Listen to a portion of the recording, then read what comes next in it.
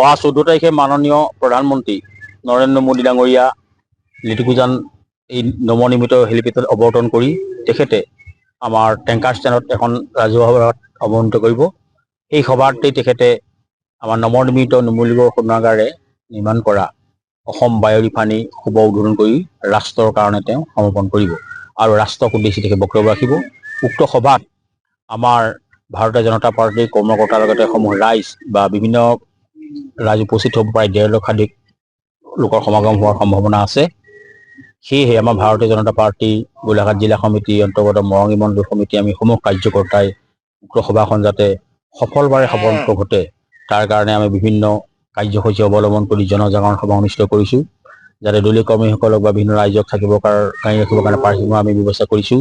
আৰু অহা 10 তাৰিখৰ পৰা আমি আমাৰ দলৰ কাৰ্যালয়ত 24 ঘণ্টাই তাতে থাকি আমাৰ সভাখন যাতে সফল সমাপ্তি হয়, সফল ৰখাৰ বিভিন্ন আমি কাৰ্যসূচী প্ৰস্তুত কৰিম। হয়, ইতিমধ্যে আপোনালোকে দেখিবলৈ পাইছে যে প্ৰধানমন্ত্ৰীগৰাকী আহি লেটেকু ফিল্ডৰ যি হেলিপেড নিৰ্মাণ হৈছে তাতে অৱতৰণ কৰিব।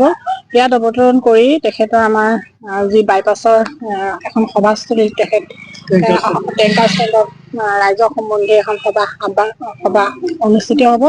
গতিকে ইতিমধ্যে প্ৰস্তুতি প্ৰায় তুংগত উঠিছে আৰু আমি আগ্ৰহী হৈ আছো তেখেত আহি ৰাইজৰ মাজত আহি উপস্থিত হয়।